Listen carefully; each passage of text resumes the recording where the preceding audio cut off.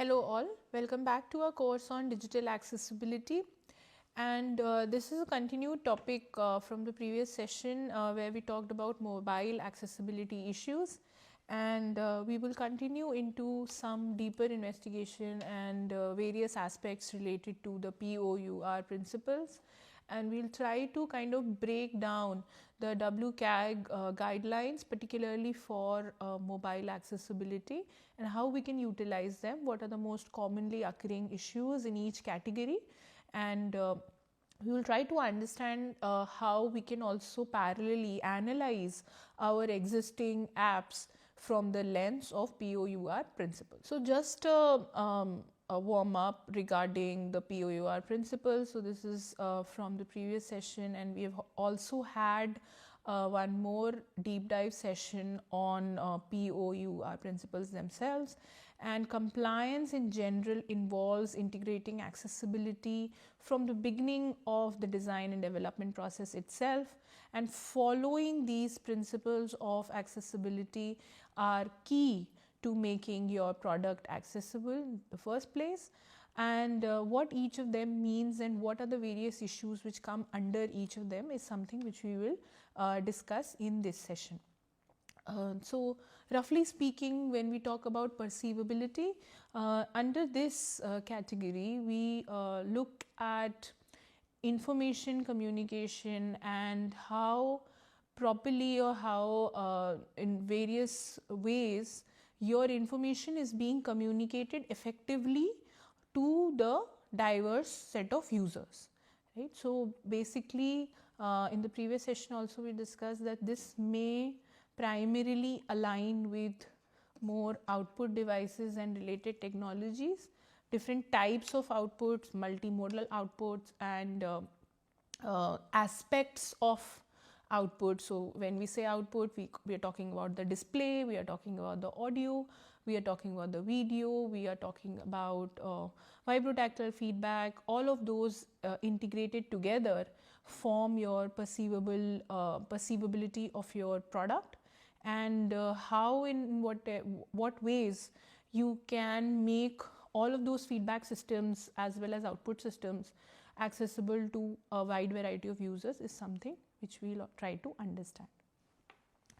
In terms of operability, which is the second O of principles, second part of the POUR principles, and stands for O, is related to the functionality, or how and in what manner users with diverse set of abilities can interact or engage with your product.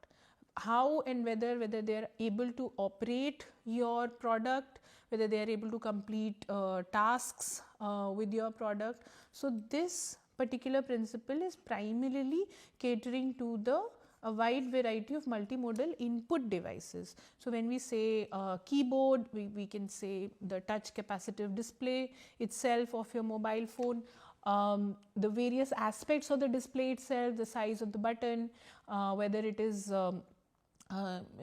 allowing enough time for operability. All of those facets come under operability, and we will also try to understand each different aspects which come under mobile accessibility in this session.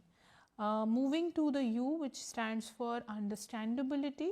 So in this section we talk more about the semantic aspects, so the processing part, right? So I'm sure all of you might have studied the input processing and output system and feedback loop, which is how any system works, right? It is how any system works. So it's basically like this, right? So this is input, processing, output. So here we are saying the perceivability, the operability, and processing is the semantic part, which is the understandability of the information. So this is how the user is actually functioning. This is the system of the user. And here we are talking about the simplicity, we are talking about consistency, we are talking about descriptions, we are talking about providing effective signages on your buttons, etc. Clear messaging, clarity of communication, not too much cognitive load, not too dense. All of those facets come under understandability. Then R stands for robustness, and robustness is to ensure compatibility with a wide range of assistive technologies which are already existent on the hardware itself, your mobile device. So something like a talkback which is there in Android, or a voiceover which is there in iOS systems, and other kind of sensors and all of those, the limiting or the drivers which are there for each sensor. So for example, camera has its own driver, a mic of the phone may have its own driver. So whether your app is actually compatible with all of those other systems of the existing hardware or not is also part of the robustness. So let us try to understand the various facets of it. And apart from these, it is always a key practice to make sure that your system is regularly tested with automated tools as well as with real users. And we have discussed this earlier as well. Only automated tools may not give you a very comprehensive understanding of what issues or what are the different reasons why your product is failing a certain accessibility compliance criteria, but also inputs from real users and data collection with real users will help you understand what are the different aspects, and it basically goes beyond just the guidelines which are mentioned in the WCAG. So all of those facets need to be covered, and that could only result if you are doing regular testing and co-building with your real users. So this is the resource, I think, which we've kind of browsed through in the previous session as well. It will direct you to the WCAG standards and guidelines for mobile particularly. You can browse through this as well. So it can help you in understanding the different success criteria for the various aspects, what are the different criteria and how it needs to be applied, all of those, what falls under this criteria. So when an accessibility audit is being done, this document would be referred to, and this is something which you should be referring to at the time of design also. But this is the second step where you are talking about the criteria. Let us do a more fundamental analysis of what are the different kinds of issues which fall under each principle from a design accessibility interaction design perspective. And then as and when you will read into each criteria, the techniques for implementing it you will be able to find in that other document. But let us try to understand each principle and what are the different aspects which are related to each principle. So what I have done is I have not put all the text on the slide, and with every principle we will actually go to the WCAG document itself, which is quite comprehensive in itself, and it will also help you understand how to go through that document yourself also, right? So how to refer to that document is something we will kind of try to understand, while also trying to understand the different principles and all of the issues that come under each principle. So the first principle is perceivability, the P. So the first principle is perceivability, which stands for P. The most commonly occurring issues is that mobile itself offers a smaller screen size, which limits motor functionality, the amount of information you can pack on each screen is also gets limited. There has to be zoom or magnification features on your app. Then there are contrast related issues. So let us try to understand what all issues are there. So as soon as we click to this document, it leads us to this document, and we'll try to understand how we can read this, and it will be helpful for us in the design. So if we go through this, the mobile accessibility considerations primarily related to principle 1, which is perceivable. So first is small screen size, right? So small screen size is a common characteristic of a mobile device. The exceptional resolution of the screen theoretically enables large amount of data. But now our devices have very high resolution displays, which can allow, technically it will allow you to pack a lot of information on the screen.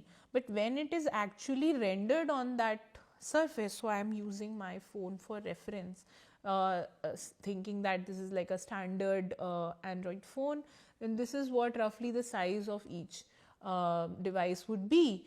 And it roughly, because an adult standard hand also has roughly falls under the same measurements. So the limitations are not imposed by the technology, rather the limitations are imposed by the human ergonomic data, right? So human anthropometric data, which is what your finger size, your thumb size, your palm size, how much you can navigate, the flexibility of it, and then all of this is a best case scenario. If there are other limitations like a person may having a missing finger, or they may have fine motor skills related issues, they may have cerebral palsy, such motor issues are there, or there may be issues such as blindness or other sensory deprivation issues, or there may be other seizure kind of cognitive issues which may result in shaking of hand or seizures. So there is a lack of controlled motor movement, those aspects may also be present. So then packing a lot of information in one screen becomes very difficult for people to understand. So that is why we are saying that actually the display or the device is not really imposing a constraint, rather the human themselves is creating the constraints, and that has to be acknowledged and catered to in order to make the interface accessible and usable by a wide variety of users. So basically the small size of the screen places practical limits on how much information people can actually view at one given time, right? Especially when magnification is used by people with low vision. So if magnification is used, then the density becomes even less because the text is bigger, right? So but in that case, let's look at some best practices. What are the various aspects? So minimizing amount of information that is put on each page compared to a desktop or a laptop version can provide a dedicated mobile version or responsive design. Keeping all of this in mind while creating your product is very important. A dedicated mobile version may contain content tailored for mobile use. For example, the content may contain fewer modules, fewer images, focus on important mobile usage scenarios, etc. A responsive design contains content that roughly stays the same, but this style sheet, so the CSS itself, may render it differently for a different orientation or a different screen size, right? depending on the viewport width. For example, a narrow screen, the navigation menus may be hidden, and automatically, the dashboard automatically gets hidden into those 3 lines and drop down. So all of those things are already there, but you have to take care of doing it. Providing a reasonable default size for content and touch controls. So there is also a section on what should be target size and spacing to minimize the need to zoom in and zoom out all the time, again and again. Adapting the length of the link text to the viewport width. So many a times you've seen that the whenever there's text which has hyperlinks, they are very long or something like that, then it becomes very difficult to touch them. And even in the responsive, if it is a link, then automatically it will show you the entire text. So make sure that the displayed text which has a hyperlink is like a label, it's a description, not the link itself as the text. So all of these small issues may seem small, but all of these result in criteria failure and hence non-compliance. So it is important to understand all of these aspects. Positioning form fields below rather than beside their labels in a portrait layout, so that it is more convenient to see it in a portrait layout. Then the other aspect is the zoom or magnification part. So variety of methods allow the user to control content size on mobile devices with small screen. So not just even if your website or your platform is not responsive, the OS today itself has these accessibility features embedded in them.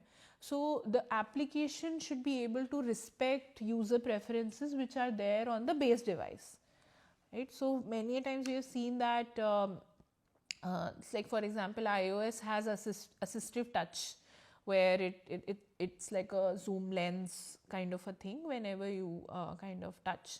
But then as soon as an app, which is an external third party creators app, it is opened, that iOS assistive touch fails to interact with that particular app. So it is then useless. So all of those facets the app should be able to adapt with, because they are already there on the base phone or the base device.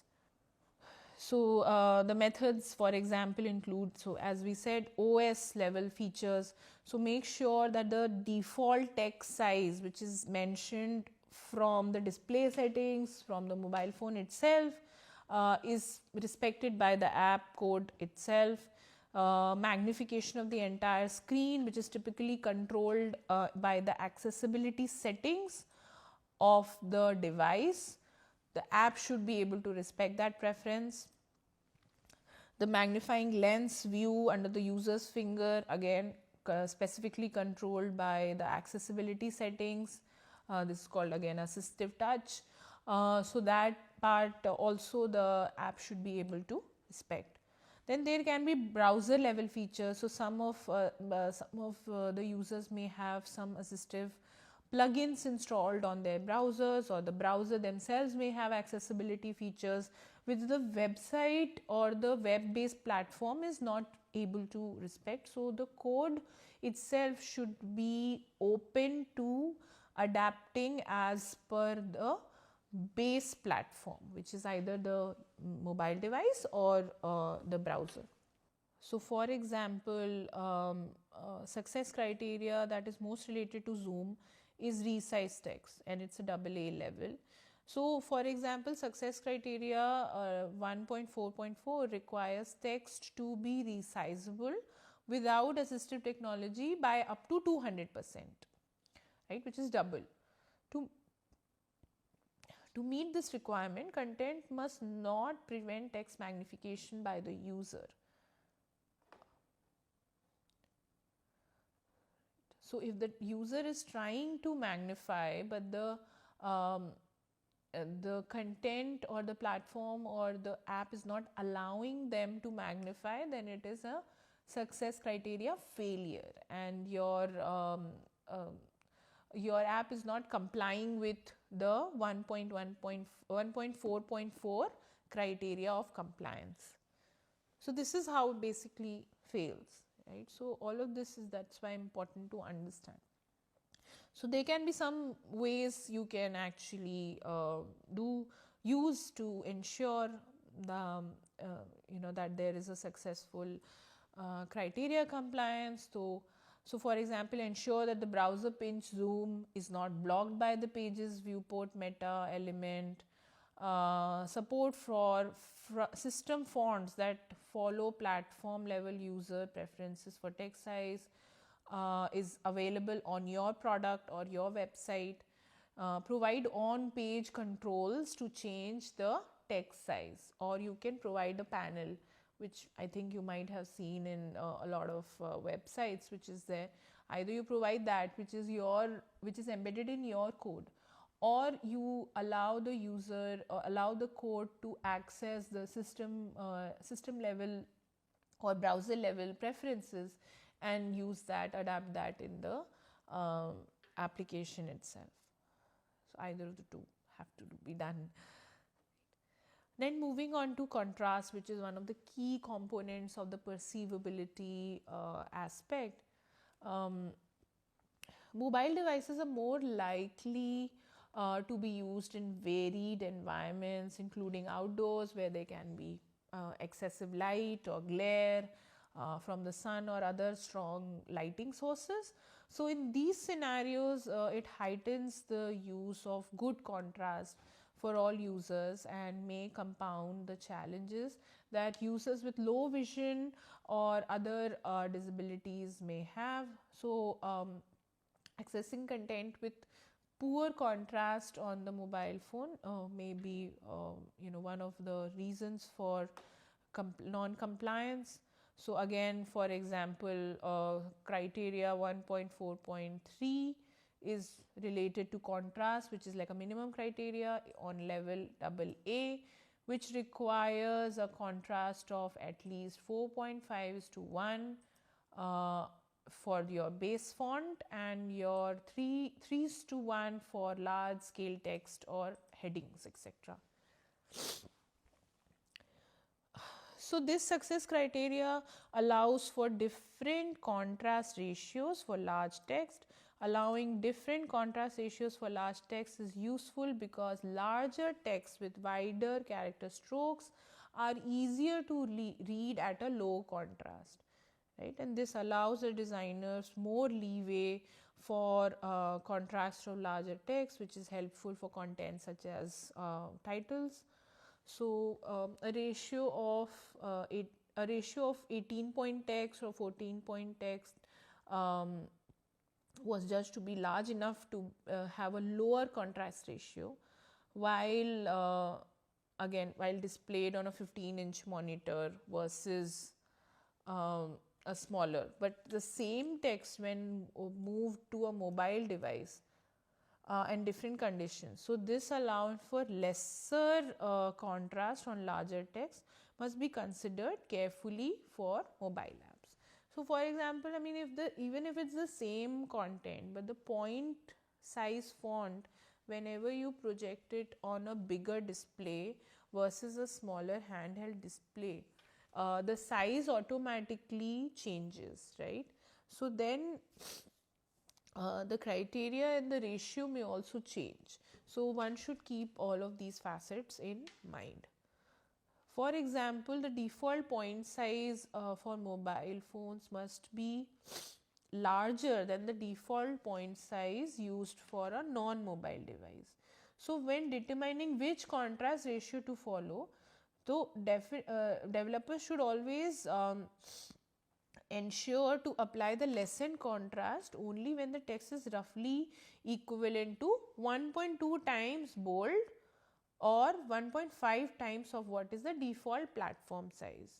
So basically what accounts for as a heading in a mobile device is that it should be roughly 1.5 times of your body text. Then only you can use the lower contrast ratio, otherwise, which is 3:1. Otherwise, it should be 4.5:1 contrast ratio. So, similarly, there are some more aspects. So, now let us, so now we are able to understand which facets kind of fall under each category. Moving to the second principle, which is operability, which is large for O, and this majorly, as we discussed earlier, looks at the usability or adaptability of your product with respect to various kinds of input devices, right? So, be it keyboard, be it the touch targets, be it other manipulation gestures, voice related aspects, all of those things, right? So, let us try to understand each of them. So, again, the link has directed us to the same document, but with a different heading, the different section. So, now we will talk about considerations primarily related to operability. So, the first one is, of course, keyboard control for touch screen based devices as well. One would think that because the application is going to run on a touch screen device, there is no need for it to be compatible with a keyboard. But that is not the case, because many times there might be users who want to interact with it through a keyboard. So, let us go through it to some extent. So, mobile device design has evolved away from built-in physical keyboard. So, keyboard by definition is a very tactile interface, right? Because it has protruding buttons, it is easier to locate where which button is. Some of them have different sizes or shapes, which also the important ones like enter or delete or control or space bar, right, which actually is a very strong tactile feedback, which is missing in a flat smooth screen, right? So towards devices that maximizes touch screen area and display on an on-screen keyboard when the user has selected the interface control. However, keyboard accessibility remains as important as ever, and most major mobile operating systems do include keyboard interfaces, right, allowing devices to be operated by external physical keyboards, either through Bluetooth or USB on the go, etc. Or alternative on the screen keyboard, so like scanning on screen keyboards, etc. Supporting these keyboard interfaces benefits several groups with disabilities. So, groups with visual disabilities, of course, as we said, it offers a lot of tactile feedback and is thus useful for persons who are visually impaired. So, has separate keys, key nibs, more predictable key layout, because it's like a standard QWERTY layout is something which is there across the board. Then people who have dexterity or mobility related disabilities who can benefit from keyboard optimized to minimize inadvertent presses. So, reduces error, has more room for error, and because the keys are differently shaped, they are spaced decently, they have guarded keys also. Then people who can be confused by the dynamic nature of on-screen keyboards can also benefit from the consistency of a physical keyboard. So, depending on the OS or depending on the brand of the phone you are using, many a times the default keyboard, the design of it, the shape, the size of the keys, or even the hidden keys like which button unfolds the number keys, which button unfolds the special characters, all of those may change with the brand or the OS as well. So that unpredictability also gets reduced in a physical keyboard because it's largely standardized. So keyboard access is level A criteria. No keyboard trap is level A criteria. You can read up on these in the other document where all the criteria are listed, which I had shown earlier, which is also linked on the PPT. The second aspect is touch target size and spacing. This is one of the most important aspects because all our interfaces which are designed for the mobile have buttons somewhere, right? Because there is some call to action, there is a submit button or an OK button or press this to do X, right?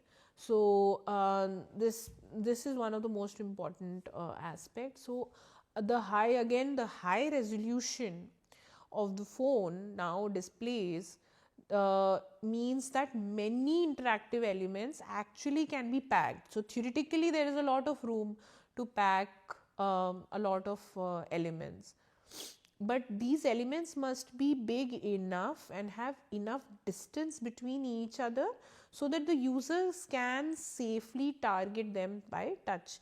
And of course we are talking about the thumb mostly because that's the opposable thumb is primarily used, which is again a little bit bigger than the rest of the fingers. So that is also important. So and then based on that, ensuring that touch targets are at least 9 mm high by 9 mm wide is something which has been described. Then ensuring that touch targets close to the minimum size are surrounded by a small amount of inactive space. So there has to be enough border or a boundary around an active pressable button so that by mistake you're not pressing other buttons. So it is important to note that this size is actually not dependent on the screen size. Screen magnification should not be needed to obtain this size. So you should not assume that okay, it can be magnified to 9 mm by 9 mm, but that's not the case, right? So it should be the minimum size. Then we come to touch screen gestures. So again, mobile devices are designed to primarily be operated using gestures also made on the touch screen. These can be like double tap or multiple fingers, drawing shapes, etc.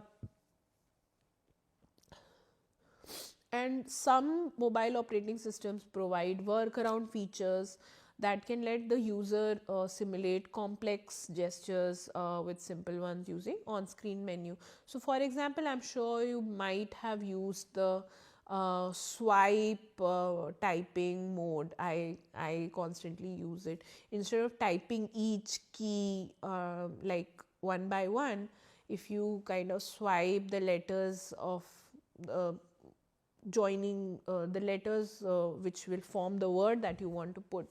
So if it is car, you are swiping your hands via C, A and R. The system is able to roughly predict that okay, you want to spell out car, and it will give you, or maybe a close relative of the same word, and you can choose which one is it, right? And it also now with adaptive systems and ML based algorithms, it has become largely more adaptive. So so all of these aspects are there again in the OS level. So your app should also be able to leverage all of those features which are already present on the device, which is like multi-touch features and all of those, right?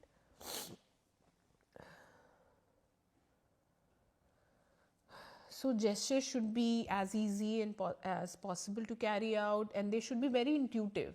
So something like a right swipe or left swipe is something which we are already using in, say, in our photo gallery, right? So right means next, right? And if it is not as intuitive, not the same in your app. If you have a gallery of images on your app and it's not swiping right to show next or doing some other gesture to show next, then it becomes very unpredictable and very difficult to interact with. So you have to keep that in mind when you are creating gesture based interactions on your product.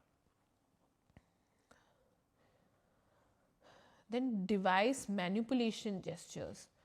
Right. So in addition to the touch screen gestures, many mobile operating systems also provide developers with control options, right? Shaking or tilting, maybe shaking can turn on your torch, for example. And I know that this is there in some of the common phones, like you shake and it opens the camera, or you kind of do this and it all automatically changes the orientation of your display. So all of those things are there, right? So again, this is an OS level. So your app should also be able to engage with similar kind of device manipulation gestures, and it should allow you to do it. Placing buttons where they are easy to access. Right. So this is again very important. So basically, which means that this is the entire workable area that you have, and then usually people have also done a lot of research on how users hold it most commonly, what are the most commonly used fingers which are there.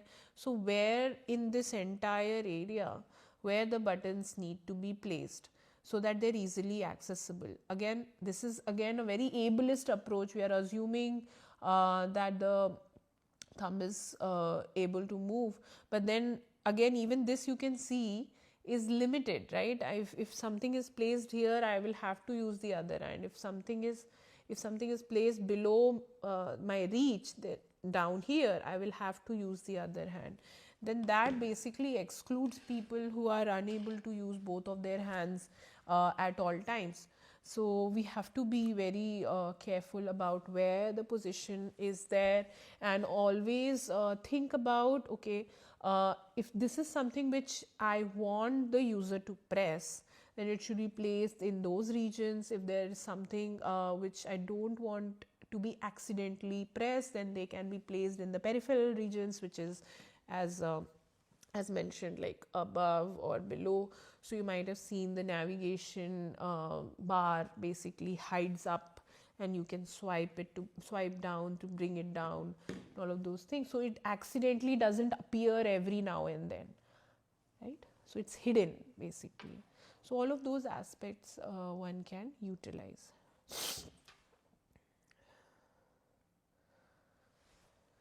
So moving to the third principle, which is again understandability, and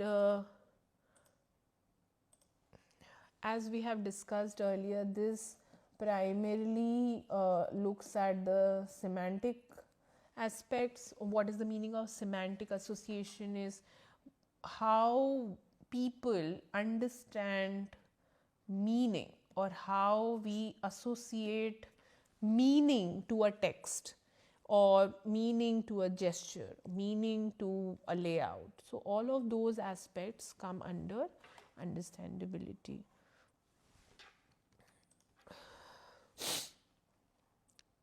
So now the link has taken us to the same document, and now we will try to understand each of these aspects.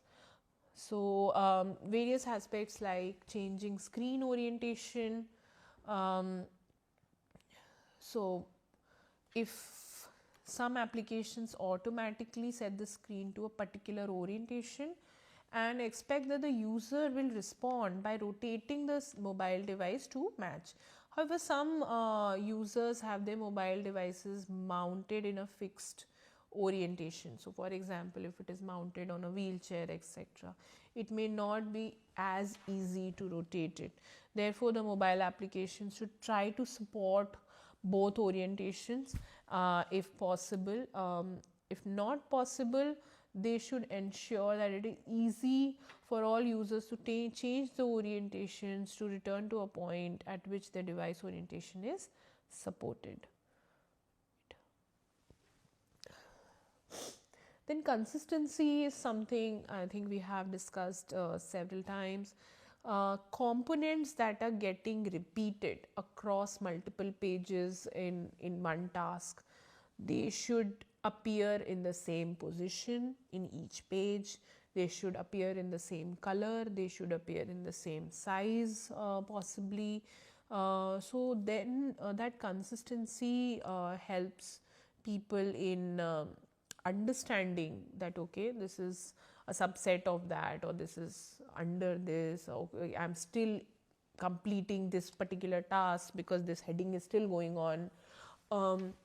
Again, it is consistency also is important when your product is available both in a web-based platform as well as an app, particularly say banking websites. So they always have like an online net banking version, and now they also have app. If the interface, the overall look and feel, the icons which are used are not same, the colors which are used, the dashboards, how it is organized, it's not similar to each other, then it becomes very difficult for the users to understand the meaning or associate the meaning of one icon consistently across the usability of the same web or / mobile application.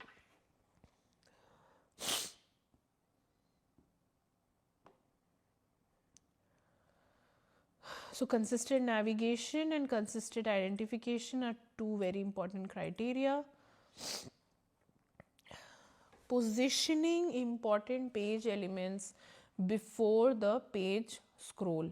So the small screen size on many mobile devices limits the amount of content that can be displayed without scrolling, right? So how you decide what are the priority elements which should appear on the landing screen and what should appear after scrolling is something that needs to be decided by the design team. So positioning important page information so that it's visible without requiring scrolling can assist users with low vision and other cognitive impairments. So if a user with low vision, etc., has magnified the screen and only a small portion of it is visible, then placing important elements before the page scroll allows those who use screen magnifiers locate important information without having to scroll to view scroll the view to move the magnified area. So completing this criteria, completing this aspect, the step one is to understand and recognize what is important, and that may change with the context and the use of your product. So first is to identify what is important. How probably you can do that is what are the major objectives of your product, list that down, and based on those objectives try to chalk out 3 to 4 tasks. So for example, let's take example of a net banking platform. So the major objective is I want to manage my finances, I want to manage my bank account. So maybe 2-3 popular tasks would be that I want to check my balance and print a statement. That is one task. Other tasks can be I want to again check my balance, and if there is enough money I want to open a FD.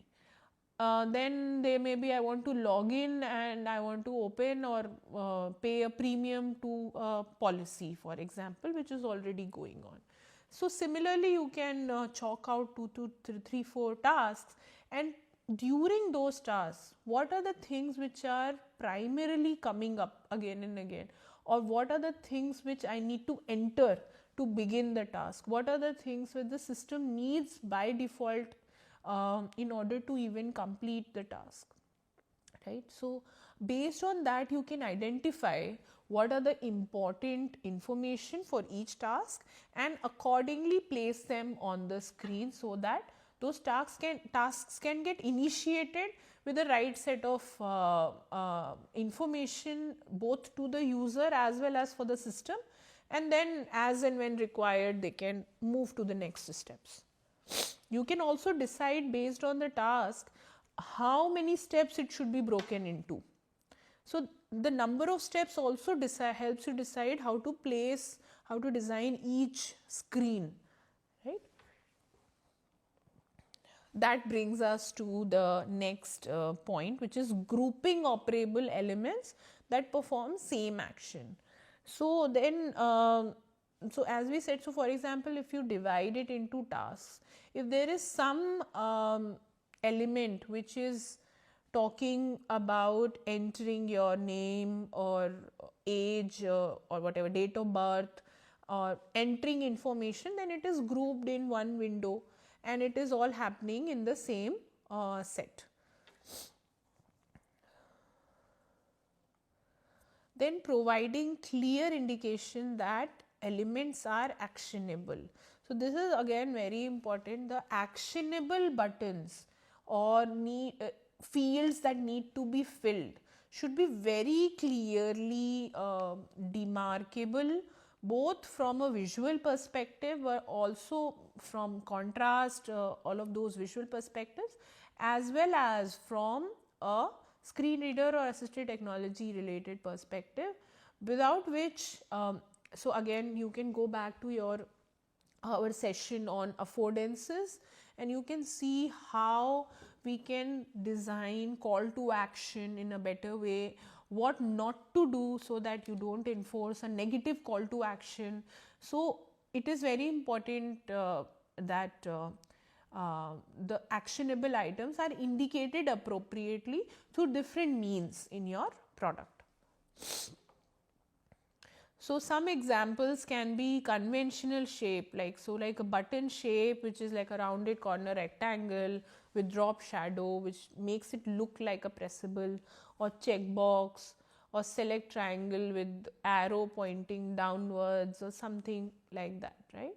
Or icons which are conventional icons, like a question mark, home icon, burger icon for menu, floppy disk icon for save, back arrow for going back. So these are like commonly familiar icons. So if you use something new every time, then it becomes very difficult for people to understand.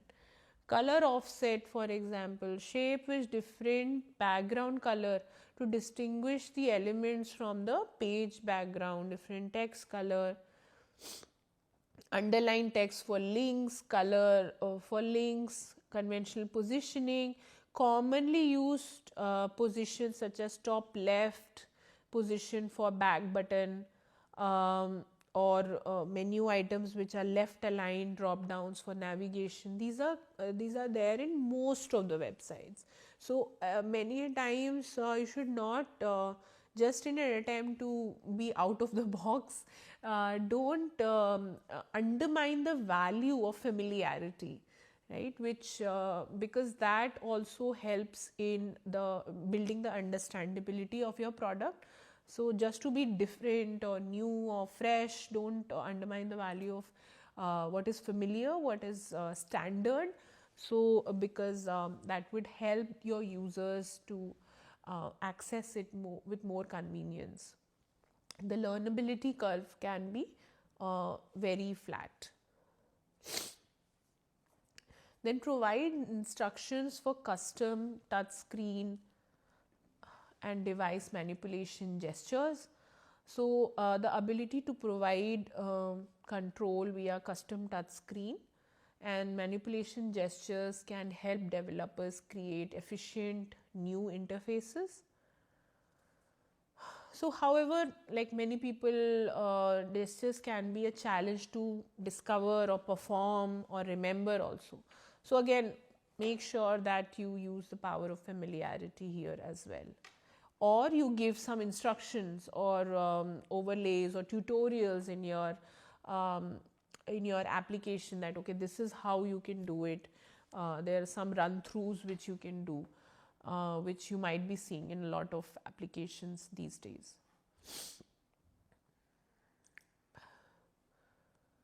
So then moving to our fourth principle, which is robustness.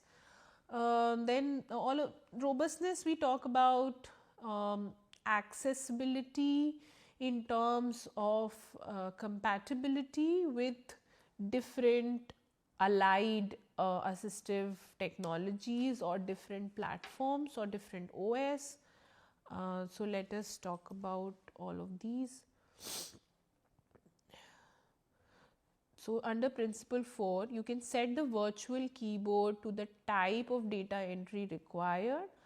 So for example, you might have seen in many of the apps now that if the PIN needs to be entered, it automatically opens the numeric keyboard. It doesn't open the string keyboard. Right? So that saves the user additional step, that saves incorrect entry, that saves the time, adds ease of use. Then provide easy methods for data entry. So a lot of information is already available on your mobile devices, either the base OS or your browser settings itself. So wherever possible, it should allow autocomplete or autofill and all of those things. Mobile devices provide many features to help users with disability to interact with content. So for example, every time I don't need to enter my username or password, even if it is a banking application, I can enable my biometric information, biometric login, and I need to just scan my finger in order to log into the app. Right? So it saves a lot of time, saves cognitive load of remembering the password, which may be a challenge for a lot of people. The features and functions available differ depending on the device and the operating system. So most platforms have the ability to set large fonts, but not all applications honor it for the text. So again, I think this we have discussed earlier also, that whatever properties the platform, that means the base device, OS or your browser already has, the user has entered their preferences, the application should honor those preferences.